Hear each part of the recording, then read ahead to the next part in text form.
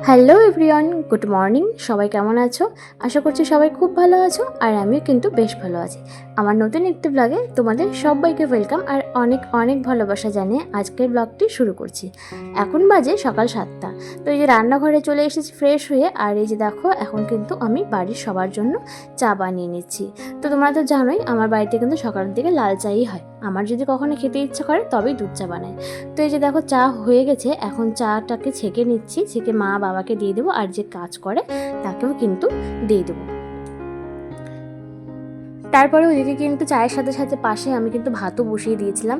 তোমরা যারা আমার ব্লগ দেখো, আমার ভিডিও দেখো, তোমরা জানোই আমাদের বাড়িতে কিন্তু সকালেই রান্না বসে যায়।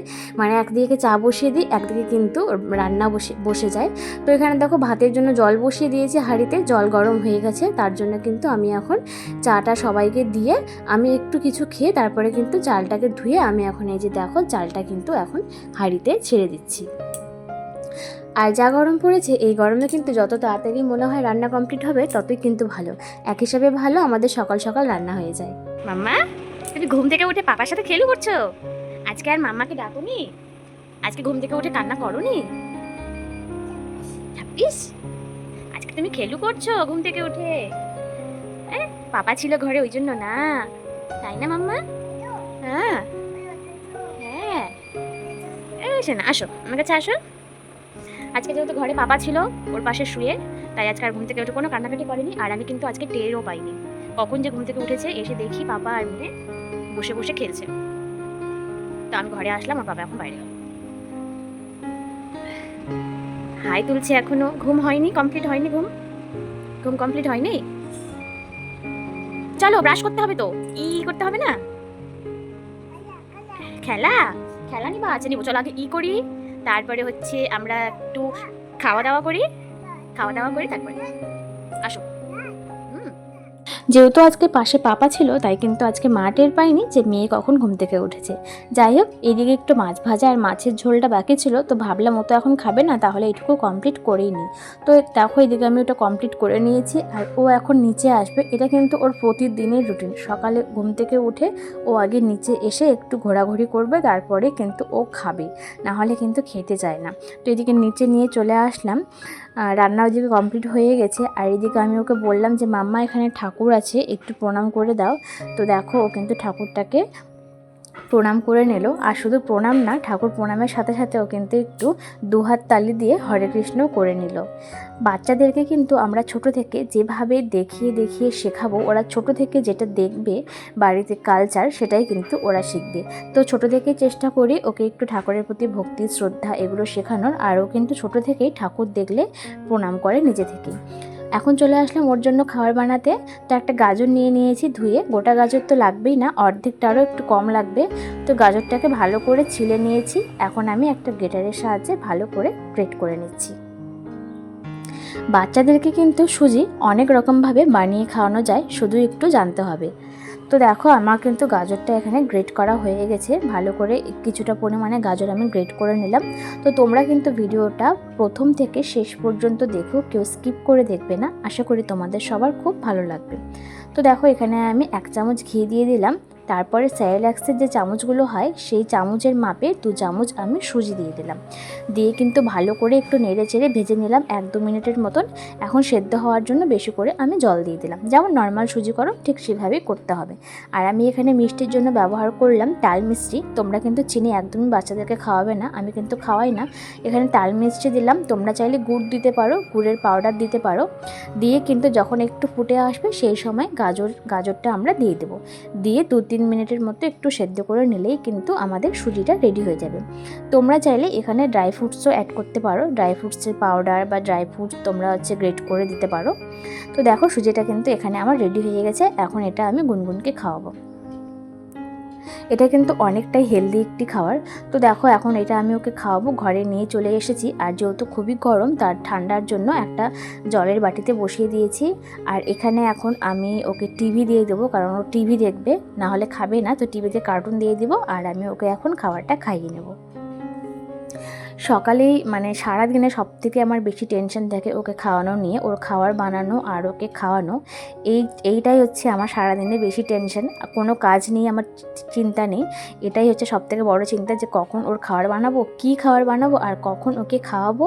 তো এটা হচ্ছে প্রত্যেকটা মাদেরই আমার মনে হয়, প্রত্যেকটা মারাই বাচ্চাদের খাওয়াটা নিয়ে বেশি চিন্তিত থাকে যে কী খাওয়াবো, কখন খাওয়াবো, কীভাবে খাওয়াটা কমপ্লিট করাবো।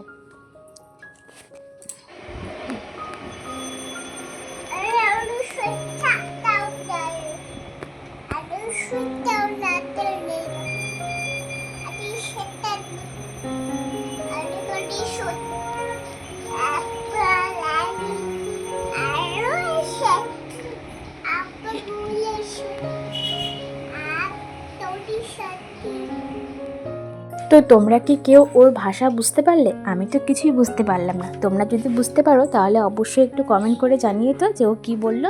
যাই হোক, ওকে ওইদিকে স্নান করিয়ে নিয়েছি, তারপরে কিন্তু এখন আমি স্নান করে নিলাম। আর গুনগুনের কিছু জামা কাপড় ছিল, তারপরে আমি যেই নাইটিটা পরেছিলাম সেটা ছিল, সেই কাপড়গুলো ধুয়ে কিন্তু চলে আসলাম।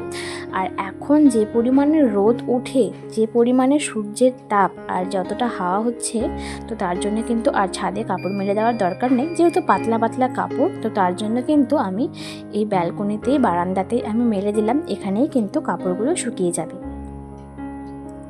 তো কাপড়গুলো মেলে দেওয়া হয়ে গেছে, এখন ঘরে চলে আসলাম। এখন স্নান করার পর যেটুকু যা থাকে, সিঁদুর পরা, ক্রিম মাখা, টিপ পরা, তো সেগুলোই কিন্তু আমি এখন করে নিচ্ছি।